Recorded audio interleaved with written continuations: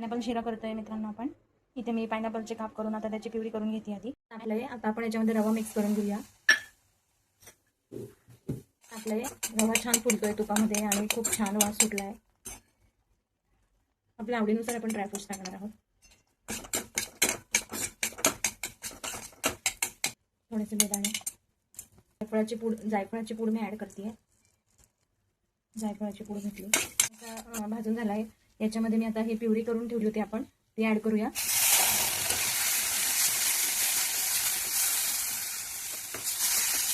पायनॅपलची puree आपण add करून घेतली आहे. थोडंसं पाणी पण ऍड करतोय आपण. आपल्या अंदाजाप्रमाणे आपण थोडंसं पाणी ऍड करून घ्यायचंय. आणि आता याला मी थोडं शिजू देणार आहे.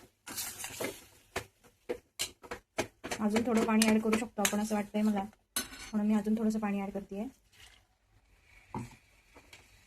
पायनॅपलच्या शिऱ्यामध्ये आपण दूध टाकत नाही, त्याच्यामुळे पायनॅपलच्या इसेन्समध्येच आपल्याला तो शिजवायचा आहे, पल्पमध्ये पायनॅपलचे. आता इथे मी थोडंसं, हे ऑप्शनल आहे, थोडंसंच टाकते मी रंग येण्यासाठी.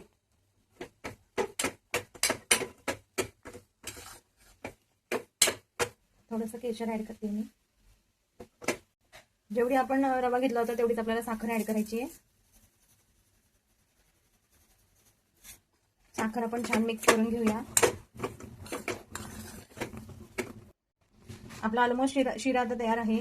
त्याच्यामध्ये मी साखर ऍड केली आहे आणि आता आपण थोडंसं 2 मिनिटं त्याला शिजून घेऊया आणि मग आपला शिरा खाण्यासाठी तयार आहे. आपला पायनॅपल शिरा रेडी आहे. खूप छान कलर आलाय. Thank you for watching.